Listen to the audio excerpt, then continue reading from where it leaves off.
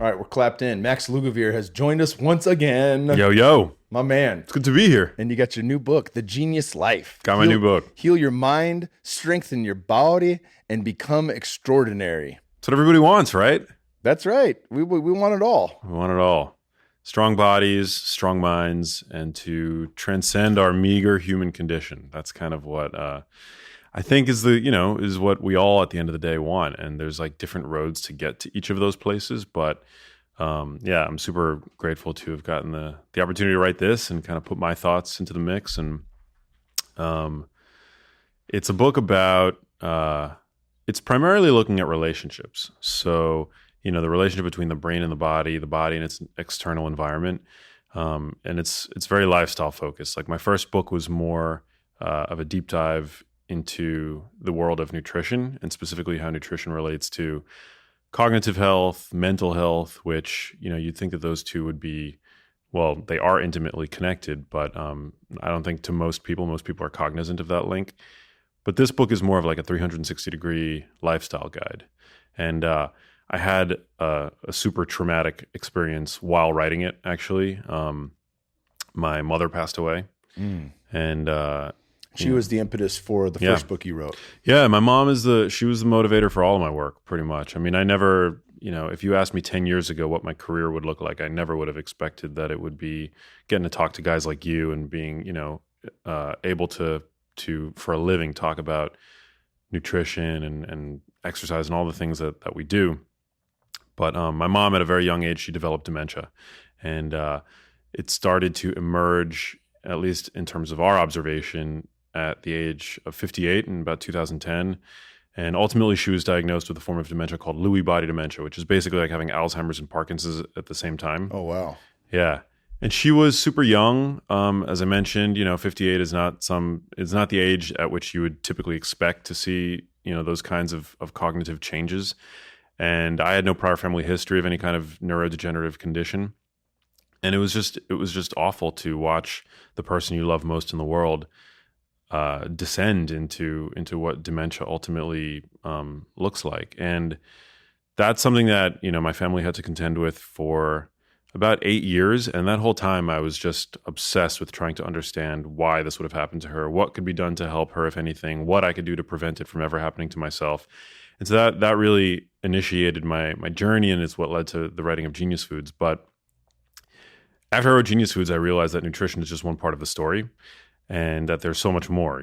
There's our relationship with light, there's our relationship with exercise, there's our relationship with temperature. I mean, you talk about this stuff all the time. It's so amazing how there's so much to learn, right? And so I felt like there was definitely another book in there, like a more practical lifestyle guide. And it was just after I had gotten back from Burning Man, which was the first time I'd ever gone, Labor Day 2018, my first Burning Man experience. I had just gotten back to LA, and I got a call from my brother that my mom had seemingly overnight turned yellow. And this was, it was essentially jaundice. You could turn yellow if people who've eaten too many carrots, if you eat too much beta carotene, it could turn your skin a strange hue. But Donald Trumpish, yeah. But the difference with jaundice is that the whites of your eyes turn yellow as well. And that's caused by a buildup of a pigment called bilirubin, which is what gives stool its color. It backs up into your blood, it seeps into your skin and eyes. And normally when that happens, or not normally, but typically you'd expect to find a gallstone that's like blocking, one of the bile ducts. They did an MRI of my mom's abdomen and they discovered a tumor on the head of her pancreas. And it was just from one moment to the next, my mom was put on hospice. And not to be a downer to the intro of this interview, but it really caused me to, look at the world in a new way. And this is something that I'll probably continue to do for the rest of my life. That my mom developed not one, but two of humanity's most feared conditions. From out of nowhere, seemingly, almost overnight. It's just, it made me kind of see the world in a new way. And whether it's the environmental toxins that we're exposed to on a near regular basis, or the fact that we're now more sedentary than ever before, or the fact that our diets have become saturated with ultra-processed foods with, potentially pro-inflammatory chemicals in them, it's this investigation that for me isn't going to stop. And so this is it's sort of the next chapter. And I wrote it in the middle of all that stuff. So, so I tried to do as thorough of a job as I could while not fear mongering, which I think can become pretty easy when you're in that space. But yeah, I hope it resonates. Yeah, no, and I definitely love that you opened up with that. If people didn't get to listen to the first episode, we'll link to it in the show notes. I think that's something that a lot of people run up against when they realize that Western medicine isn't going to solve the issue that's happening. Yeah, dude. And so the more you learn, the more you begin to realize, like, well, I don't know where the fuck to point my finger. Yeah. There are so many potentials here. Yeah. And it could be it's more than likely a combination of many things. Right? Yeah. Yeah. I mean, the time to fix the roof is when the sun is shining. It's a famous JFK quote. It's true. I mean, none of humanity's most feared conditions develop overnight. Cancer, heart disease, Alzheimer's disease, and pancreatic cancer in particular. It's particularly evil. 90% of the time, at least, it's at least 90% of the time when it's discovered, it's already too late. They don't have any routine screening practices for pancreatic cancer. So I think people need to be just more mindful of their surroundings and realize that that there's no time like the present to start taking steps that are going to minimize your risk for these conditions. And while there's no such thing as a one-size-fits-all diet or one-size-fits-all lifestyle paradigm, we are now at a time where we're on track to become a nation where 1 in 2 adults is obese, not just overweight, but obese. They've even created a new category, severely obese. I think 1 in 4 adults are on their way there. I'm not just talking about people who are overweight. Leisure time physical activity is at an all-time low. About 12% of people are in what researchers would call good metabolic health, meaning 98% of people are not, 88% of people are not in good metabolic health, which is super unfortunate. And that affects everything from your risk for cancer. It affects your risk for neurodegeneration. So yeah, I think it really starts with the steps that you can take in your lifestyle today that are going to really batten down the hatches and improve your health. And so I talk about the nutritional recommendations that I make in the book. They're a little bit different than what I talked about in Genius Foods. Here, I think I really drive home the point that protein is a super important tool. I know you're well aware of this. People in the fitness community are super aware of this, but the masses are not, especially when they're being fed lies all the time about protein. We eat too much protein. Animal protein is unhealthy, yada, yada, yada. And so I really hope to separate fact from fiction and let people know that protein is the most satiating macronutrient. So in terms of sniping your hunger, there's nothing like a piece of protein. It's also, you get sort of a metabolic advantage by consuming more protein because of the thermic effect. Most people might know that calories, fat has 9 calories per gram. Carbs and protein typically are thought of as having 4 calories per gram, but actually protein has about 3. So you get kind of a free ride with protein just because it has like a 30%. There's a 30% of the calories that you consume via protein are burned off via the thermic effect of feeding. I was wondering if it was like the water.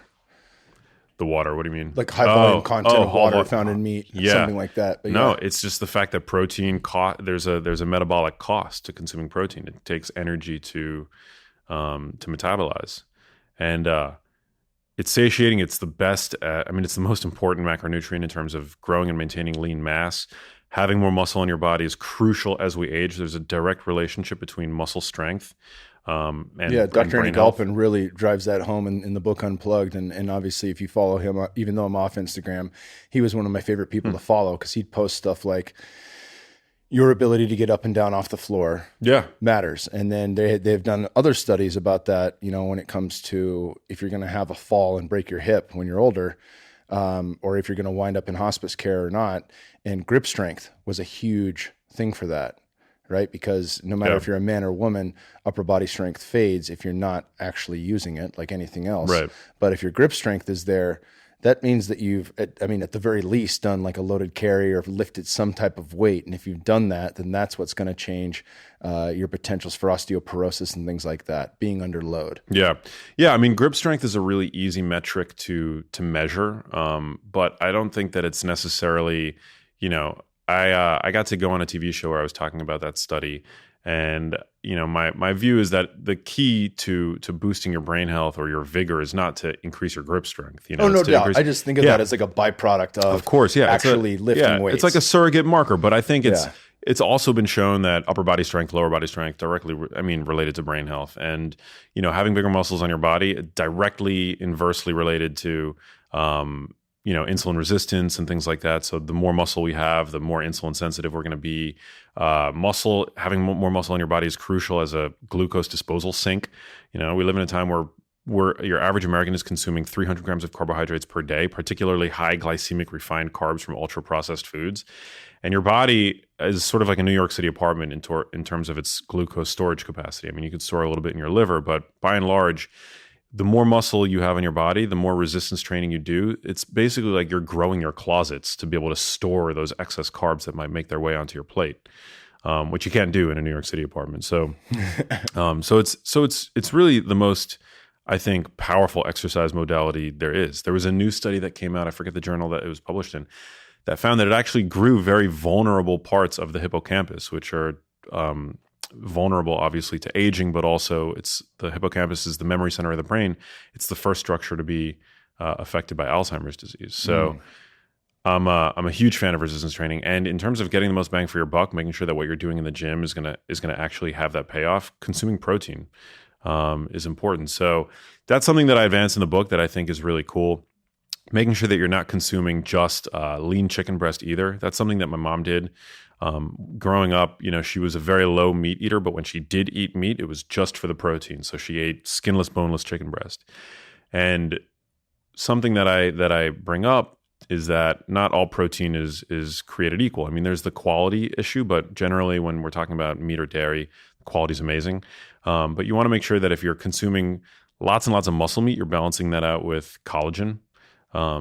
There's this suggestion in the literature that when we consume too much methionine, it might actually be pro-inflammatory and shorten our lifespans. Methionine is particularly concentrated in muscle meat. It's an essential amino acid. But when you're eating like the lean, skinless, boneless chicken breast as your primary source of protein, like the dieter who's doing that is maximally raising their needs for glycine, which is found predominantly in collagen, and getting very little of it because there's very little glycine in muscle meat. It's primarily found in collagenous tissue, skin and things like that. So eat the skin, eat organ meats, bone broths. Eat bone broths. Yeah, eat meat around the joint. So like dark meat. Chicken wings, dark meat, chicken thighs are actually a wonderful source of vitamin K2, actually, which is great for for calcium deposition in the body. I got 3 pounds of chicken thighs we're going to grill up tonight. That's awesome. Yeah, Ob's assistant's coming over for dinner tonight. Yeah, that's fascinating. I think that's a really good point to make too for anybody who's a bodybuilder listening to this that diets with chicken breast, tilapia, and fucking asparagus. Yeah. Throw some bone broth in there. You're still not going to add fat. You'll get some extra protein, at least round yourself out a little bit. Totally. Hedge your bets. Yeah, you need to get. I've read certain research calculations that estimate our needs for glycine being about 15 grams per day. Your average omnivore consumes about 2 grams of glycine per day, just because there's going to be a tiny bit in muscle meat, and we synthesize about 2 grams of glycine every single day. That's why glycine is not actually considered an essential amino acid, but I think it's a conditionally essential amino acid. When we eat more protein, especially muscle meat, you really want to make sure that you're getting adequate glycine. So collagen is one of the few supplements that I take when I know that I'm not getting bone broth or any of these things. I also actually like to supplement with glycine, and I have no financial affiliation with any collagen manufacturer. Big glycine, big amino acids is supporting this podcast right now.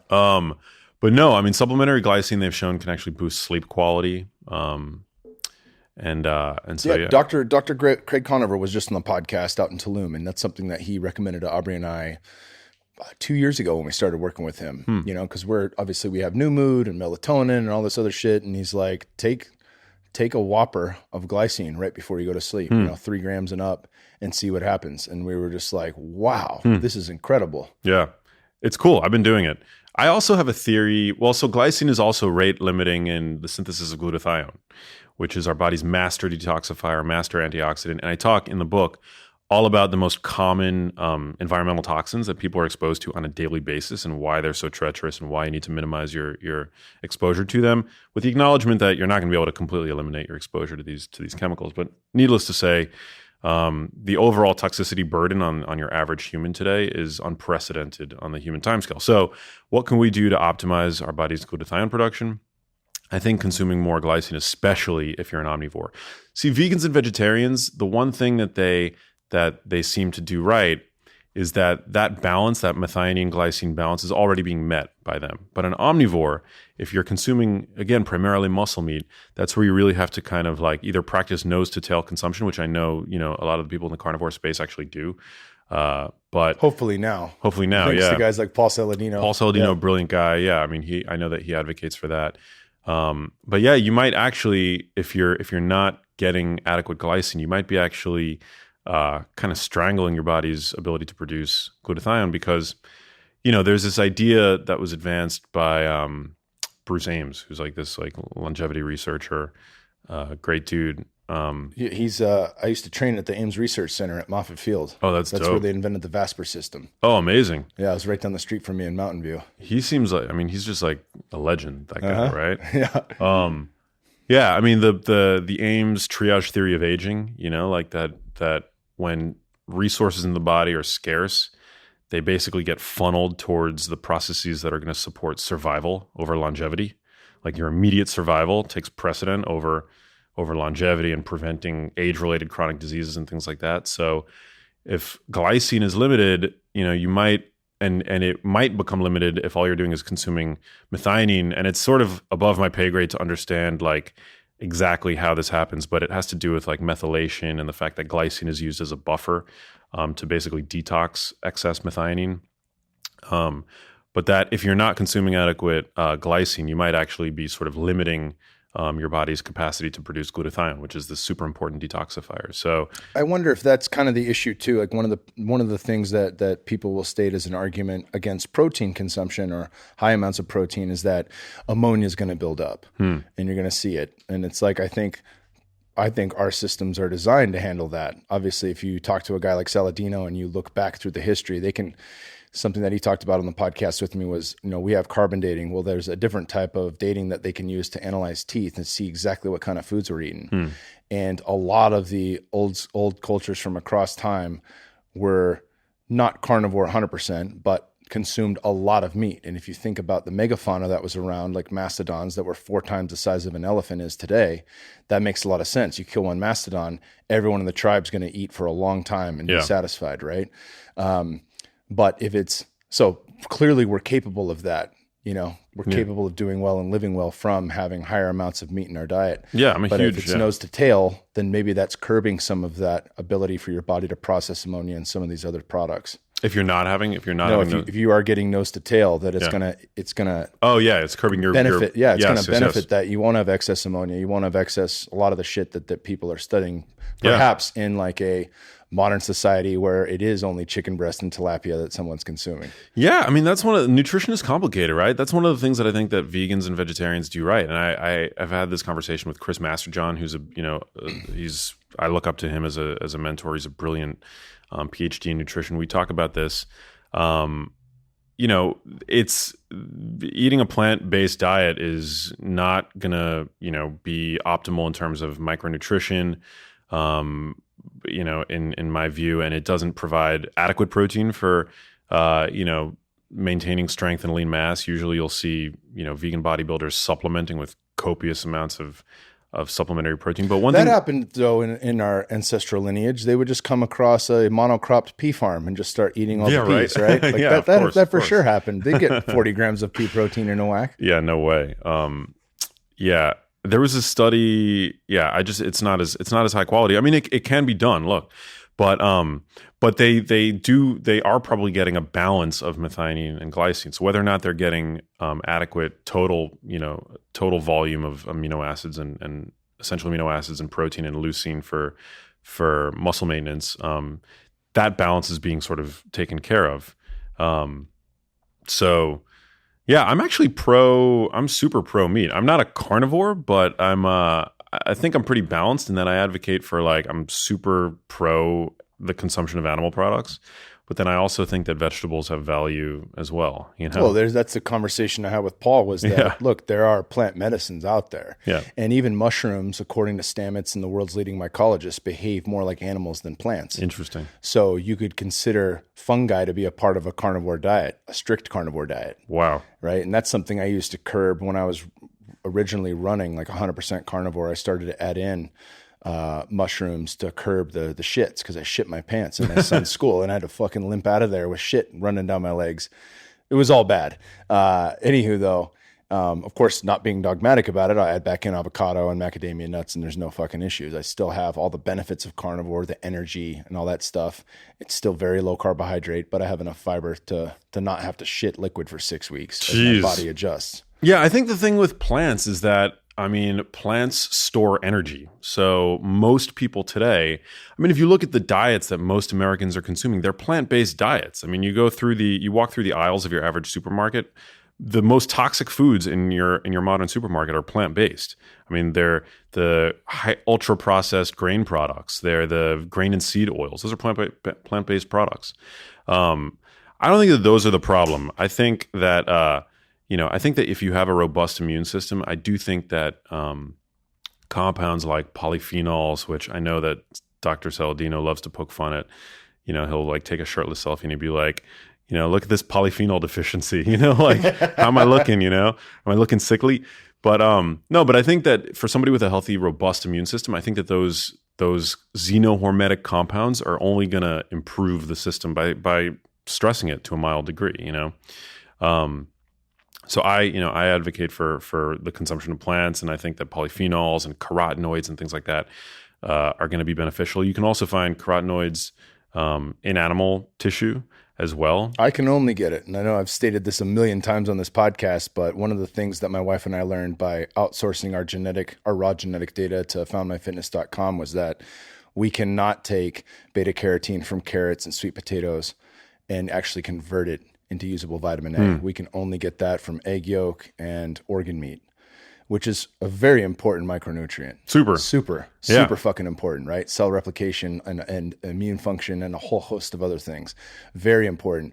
Also can't do it with omega-3 fatty acids. We cannot take ALA from chia seeds and flaxseed oil and convert that into DHA, which is hypercritical for the brain, as you know. Yeah. So, but that just levels the argument. And so what I try to tell people is if you're going to go vegan, do it for the right reasons. Don't do it because you're going to save the planet. You're not going to fucking save the planet. And the whole planet is not going to go vegan. And Elon Musk just posted on Twitter, the entire world could be vegan and it will not change climate change. Wow. It won't. We're pulling too many oils out of the earth that have been there for millions of years and pumping them in the atmosphere. It's not going to change it. Yeah. You acting like a martyring yourself. I don't know if you could say that, but I just think that's the wrong play. If you are you just can't live with yourself with the fact that you're killing a mammal. We could even, examine that a little bit further, right? Because there's the industrial food complex, there's blood on everybody's hands at this point. Like the growing of monocrop cereals and grains, you're decapitating countless rabbits and squirrels and insects and, just leading to the habitation of countless animals and fucking up the soil. And all those living organisms in the soil are dying. Yeah. I forget what podcast I was listening to. Somewhere I was talking, somebody was, they made this great point. And it's so true that you could basically, if you were to take down a cow, that could feed your entire family for I don't know how long, a long time. It could feed you for a very long time if you were the only person eating that cow. So the total cost, if you look at the area under the curve of suffering, by being an omnivore and by eating that singular cow or animal, you're probably leading to a lot less net suffering than somebody who thinks that there's no blood on their hands because they're eating a vegan or vegetarian diet. You just can't, We're implicated in suffering no matter what by partaking in the modern world. And life takes life. So no matter what, you don't get out of here without taking something that is living and consuming it. Exactly. And the closer it is to being alive, the better it is for you. The longer it's been dead or processed or whatever, and you can look at that even on meat, fresh raw meat, fresh from a kill, is going to be better for you than beef jerky that's been sitting on the shelf for 6 months. Yeah. And you look at food. If I eat a fresh plant, fresh strawberry that I handpicked from the ground is going to be a lot better than something dehydrated that's been in a bag on a shelf for 6 months. 1,000%. The more alive it is, the better it is for you. And as I've stated before, Paul Selig states this through the guides, and this is way more esoteric, but all is of or nothing is. Either all is God or nothing is. Everything is conscious. And if you partake in plant medicines, you realize animism, something that's been talked about for many millennia through the ancients, is understood viscerally. You get it. It's direct contact. Everything is animated with the same source you and I are.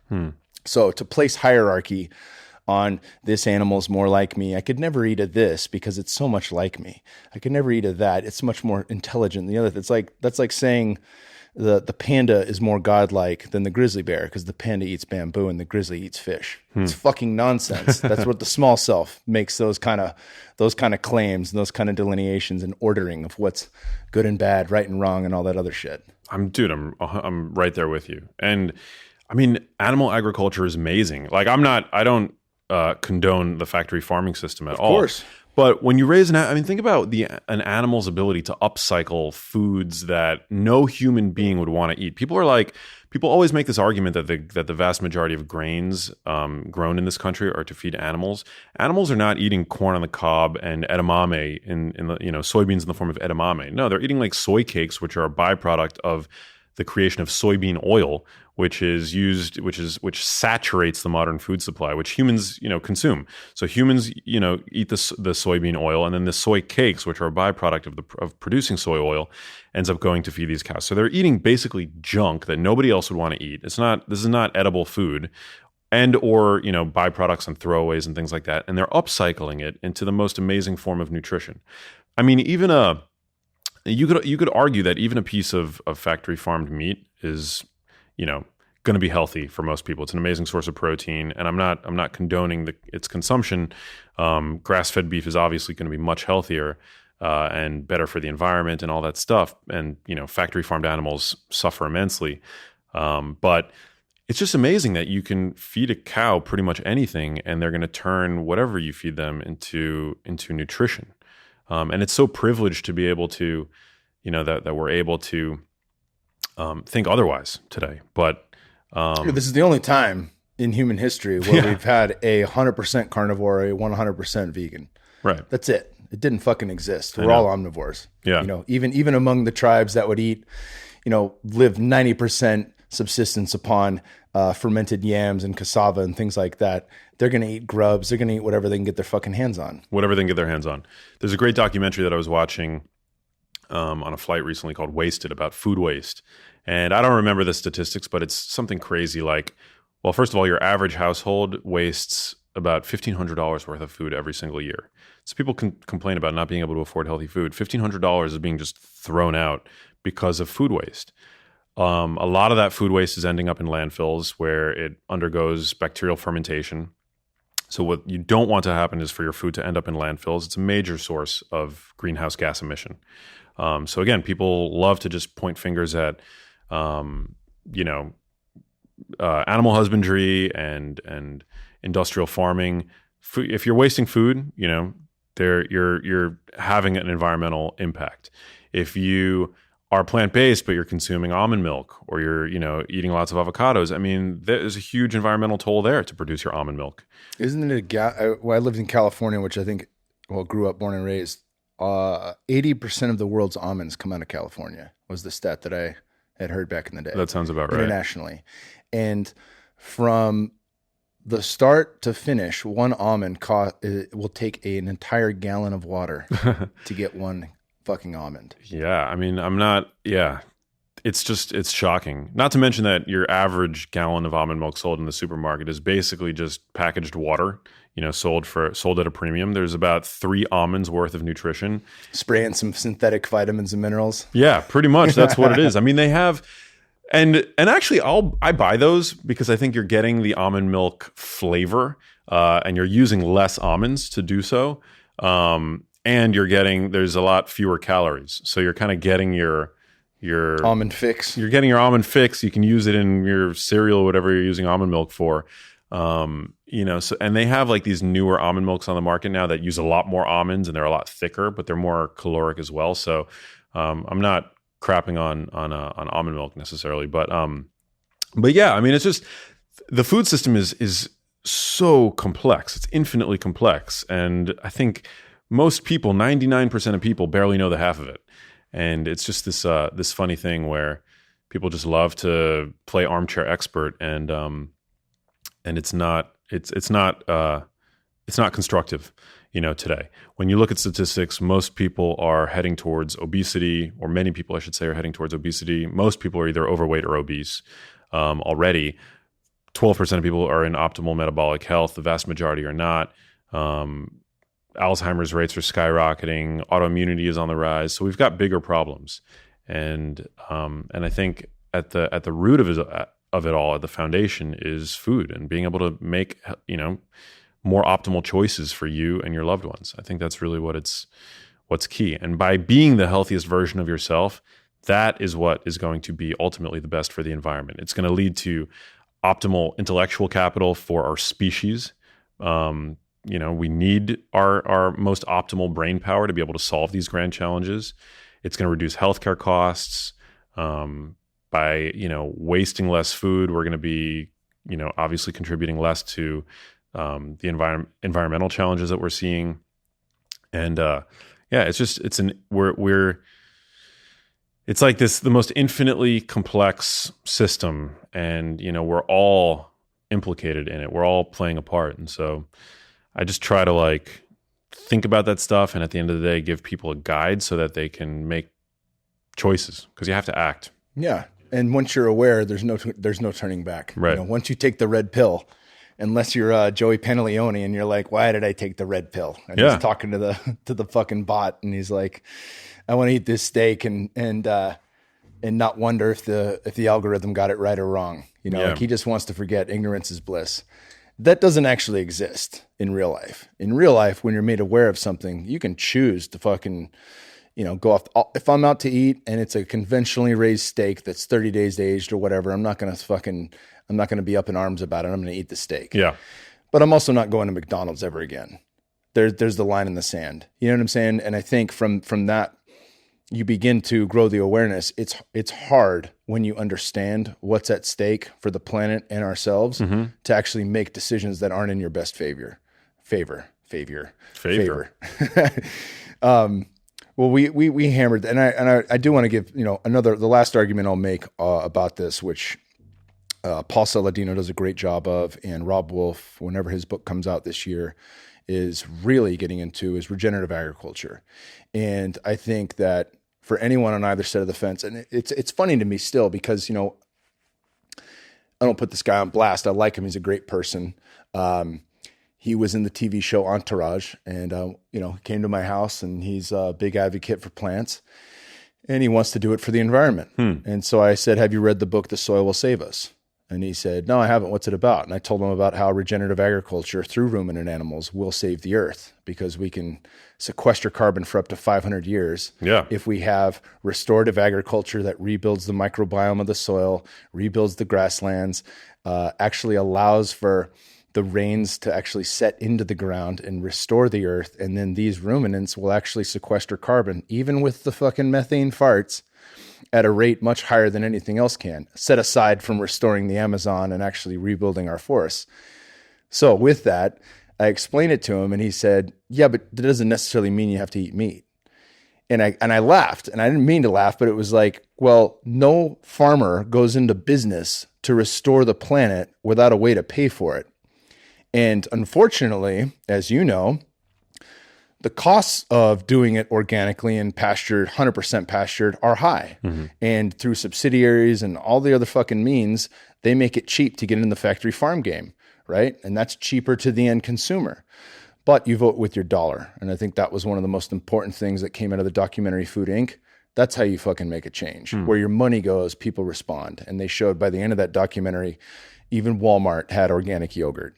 And then now there's very large, corporate companies that are listening to the consumer. So you vote with your dollar, and there are cheaper ways to do that through, going in on a quarter cow with some family members and friends. And then you can get 100% pastured grass-fed cattle that you'll have for a while, at a much cheaper rate than going to Whole Foods. Yeah. Yeah. I mean, if I could grow my own meat, I would, but that's just not the reality of living in LA. Yeah, just have a cow in my backyard. But there are places. Of course. There are plenty of places you can go in on. And obviously, if you're in an apartment, it doesn't make a whole lot of sense to have a fucking giant meat freezer. Maybe there's a way to do that. Maybe, we call up our friends at Belcampo. Do you know the Belcampo guys? They're Yeah, incredible. and adopt a cow, and know exactly where I'm getting my meat from. I support companies like that are carbon negative. Yeah, you're completely right. And why eat meat? Because it's freaking good for you. I think it's a health food. In terms of the nutrition that you're getting in red meat, especially as it pertains to the brain, it's just unbeatable. Maybe not unbeatable. Wild I'd say organ meat. Yeah. You could put that as unbeatable. Yeah. If you're talking grass-fed, grass-finished organs from ruminant animals, I don't know that there's another product on the planet that is as bioavailable or as micronutrient dense as organ meat. Yeah, and it tastes great. When I'm traveling and if I end up at a steakhouse, I'll do like if I can't eat grass fed, I'll usually do like a leaner cut. I think if you're eating fattier meat, like say burger meat, for example, you really want it to be grass fed, because what a cow eats obviously is going to dictate the healthiness of its fat more than anything else. And toxins are stored in the fat in humans as well as in any animal. Exactly. So if I'm traveling and I find myself at a steakhouse, or even if I'm not traveling, if I'm just in my home city and I'm at a really good steakhouse, I'll get like a fillet or like a leaner cut. Not the ribeye. Generally, I won't get the ribeye. Yeah, I happen to like fillets a lot. Some people don't because I love think it's them. too. Yeah, I They're love incredible. them. I love them. Yeah, so I'll do that because it's leaner. It's lean while also being super tender.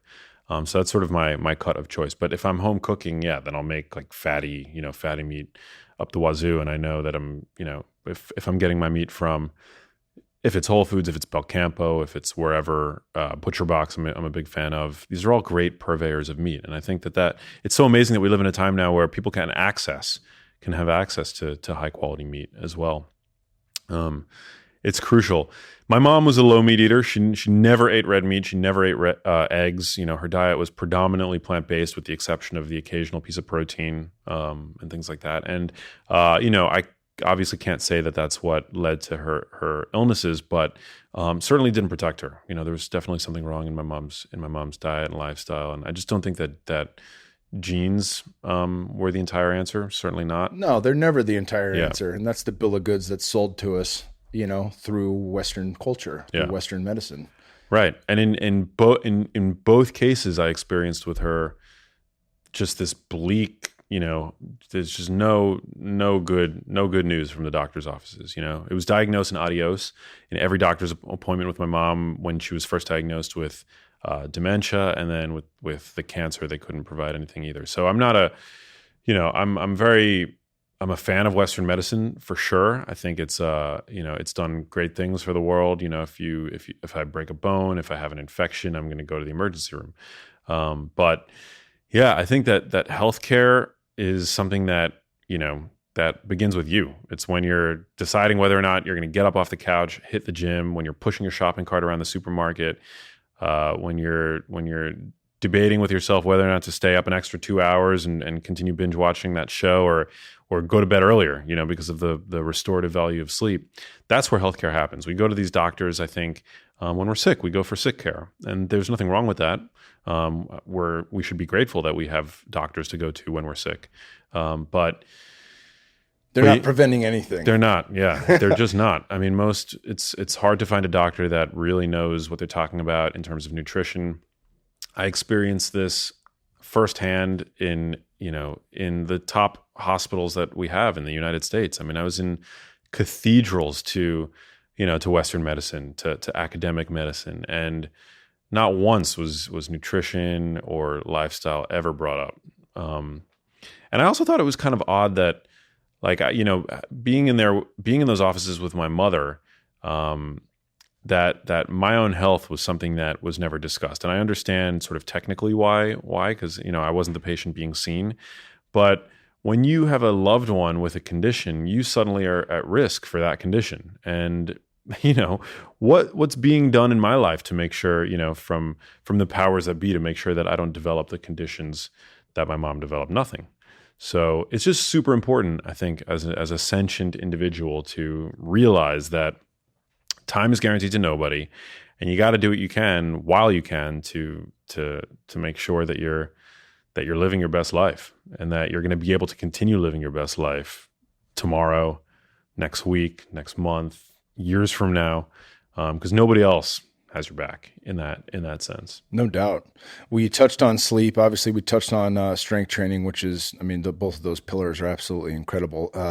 Get Serious was a book that I read by a neuroscientist, all on strength and conditioning training, how it impacts the brain, metabolic health, insulin resistance, all of that. It's a great book. He was prescient because, really there's been a bias in the literature, I think, for in terms of exercise. The focus has really been placed on aerobic exercise predominantly, but strength training is massive. Even David Sinclair, when he went on Rogan's, was talking about that. He works out once a week, and it's like a run and a stretch.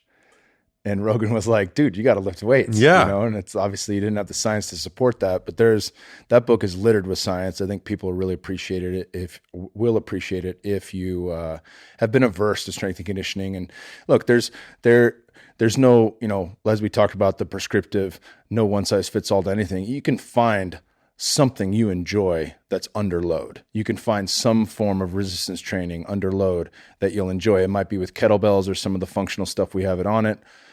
Shameless plug. Or it might be through the barbell. It might be through a number of other things. It might be through doing hill repeats, sprint work. Whatever the case is, that stuff matters and will give you more bang for your buck, right? The minimum effective dose that Tim Ferriss drove home in the 4-Hour Body, that's where you get it.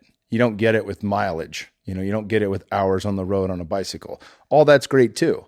And if you're adding that in, that's awesome. But you can't forego this thing over here that's going to make the most bang for the buck.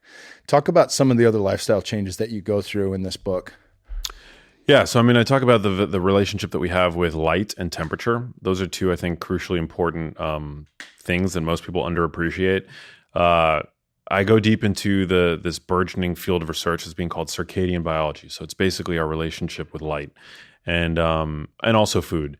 The chief time setter that your brain uses to know what time of day it is the light that you allow to enter through your eyes. And so it's really important, I think, every day to make sure that you're spending at least a half an hour being exposed to the natural light from the outside world. It doesn't have to be direct sunlight. You need about 1,000 lux of light in the morning. Lux is a measure of light intensity. There's a great app actually called Lux where you can get a sense of your ambient light intensity. But generally, even on an overcast day, the sky is going to be about 1,000 to 10,000 lux of light. Just as a frame of reference, direct sunlight is going to be about 50 to 100,000 lux of light.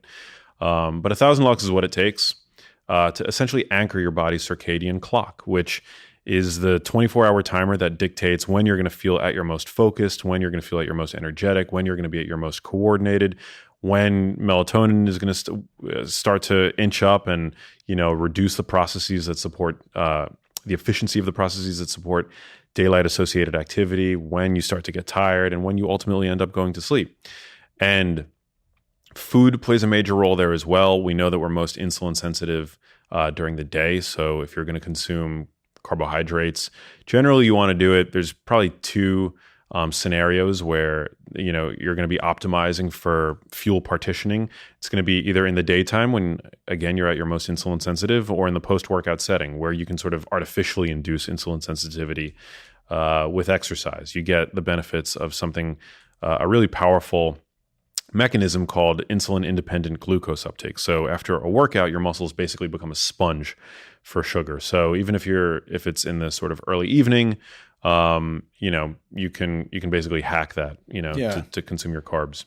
Dr. Sachin Pando, I think, was one of the first guys to break that circadian rhythm with carbohydrate and blood sugar tolerance. And one of the things that really fascinated me and made a lot of sense, if you think ancestrally, was that in the summertime, we can also process carbohydrates better than in the wintertime for most people. Longer days, We're also more active, that kind of thing. But yeah, eating your carbohydrates in the day as opposed to in the evenings, unless you're doing something like carb night where you can backload post-workout. And that seems to be really effective as well. I know Ben Greenfield and a lot of people have gotten away. Obviously, he works out like a fucking machine. Yeah. But he can go as high as 200, 250 grams of carbohydrates and still has like 5% body fat because of the amount of workload he's doing. And then timing those carbohydrates at dinner after he's done all of his activities. Yeah, he's a beast. I got to work out with him in Arizona recently, and I thought that I worked out intensely. He's next level. But yeah, I mean, you're going to be most insulin sensitive in the day. Some people, find that a little bit of carbs before bed can boost sleep. The way that it does that, it boosts serotonin, like tryptophan. It allows tryptophan easier access into the brain, which is the precursor not only to serotonin, but to melatonin. And there'd be like 30 grams. Something in the ballpark. Yeah, nothing major, but yeah, 30 grams, 30, 40 grams could be great. But yeah, Sachin Panda, he was on the team that discovered the melanopsin protein, which is the protein in our eyes that is sensitive basically to that 1,000 lux of light, which then interfaces with a tiny, it's about half the size of a chocolate chip, region in the brain called the suprachiasmatic nucleus, which is sort of your brain's master time setter. It's in the hypothalamus. So the reason why I bring that up is because the hypothalamus controls basically whatever's key to the survival of an organism. It's like a very primordial region of the brain involved in, our drive to consume food, our drive to procreate. It sort of controls the metabolic master switch that's in there. So that region of the brain interfaces directly with our eyes, and so you need that light to basically set off your body's this clock, which informs everything. And it's also important for disease prevention. So melatonin, which begins to creep up, it's released by the pineal gland once the sun begins to recede typically, although today, because we're just flooded with artificial light, we've become dysfunctional in that regard as well. But melatonin is a super powerful antioxidant, and it's also involved in, it's a gatekeeper to the process known as autophagy, which is sort of like the KonMari method for biology. It's sort of like when your cells clean house and tidy up and get rid of dysfunctional, worn-out proteins and organelles and things like that. And this is one of the reasons it's been proposed that this is that impairing our brain's ability to produce melatonin could be indicted in the reason in the observation that people who work night shifts tend to have higher incidence for certain cancers. So making sure that your melatonin is expressed unperturbed in the evening, crucially important. And so that's where I think being really mindful of both the light that you actually want to enter your eyes in the daytime, but also the light that you allow to enter your eyes later on in the evening. Super important for everything, for how you feel, for digestion, but also for your risk for disease. So that's a big part of the book, Circadian biology. Food also plays a role. Food is another time setter. Exercise is another time setter. The chief time setter, I think, is light. But if you're eating too late at night, that can disrupt your flow, your circadian rhythm. I see a lot in the fitness space. You'll see a lot of people in the fitness community, especially like the calories in, calories out zealots, that say that if it fits your macros, yeah. that argue that it really doesn't matter what time of day you eat as long as you're eating fewer calories. These are the same people, mind you, that will say the same amount of calories of donuts are equal to the same amount of calories of broccoli. Yeah. I go to war with, not war. I've learned a lot from them actually as well, but I think that it's just misguided. It's very poor advice, and it's actually not true. I mean, it's we'll take like 100-calorie piece of food. We'll just say it's like a bagel. That bagel is not going to magically have 150 calories if you eat it at 9 p.m. compared to 7 p.m. So that's not how it works. But circadian disruption can affect the hormones that govern the calories outside of the equation. So if you're consistently eating too late at night, you're actually messing up in some way, or at least, I should say you're altering hormones like leptin and ghrelin, which are going to affect, it definitely has an influence. Those hormones influence weight loss or weight gain. Leptin is the metabolic master regulator. It speaks to the hypothalamus, again, which I mentioned, is a metabolic master switch. Could reduce your metabolic rate. It can also affect next day hunger by altering altering activity of ghrelin, which is the satiety hormone. It's like the hunger hormone secreted when your stomach is empty. So yeah, eating too late at night I don't think is a smart move. It's also not good for digestion. As the evening creeps up, peristalsis slows down, which is the transition of contents through your GI tract.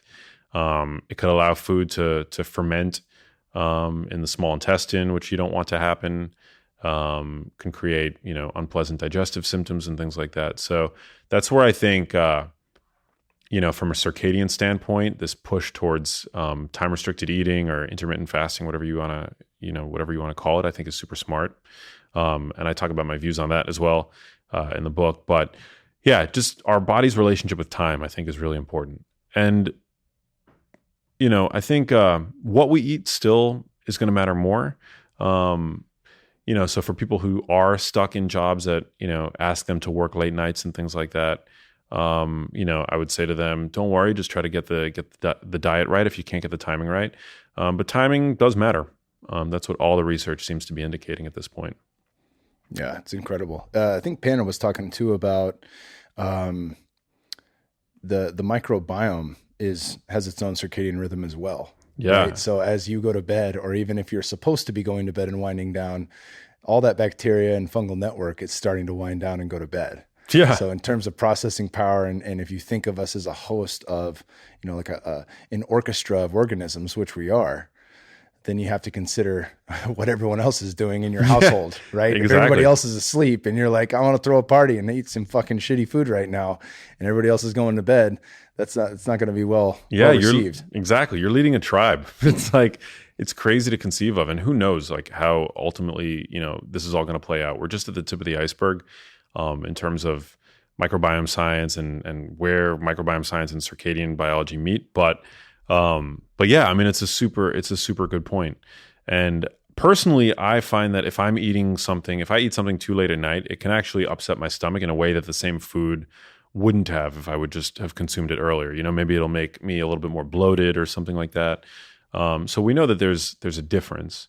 And today your average person is eating, around the clock, the entire 16 hours that they're awake, they're eating or metabolizing food. And so I think we definitely could use a break from that. And all of the research seems to be indicating that aside from weight loss, time restricted eating is a great way to control your calories. There's no doubt about that in a time where, our proximity to food is just unprecedented. We always have hyper palatable, ultra processed foods at arm's reach today. It's just the nature of the modern world, right?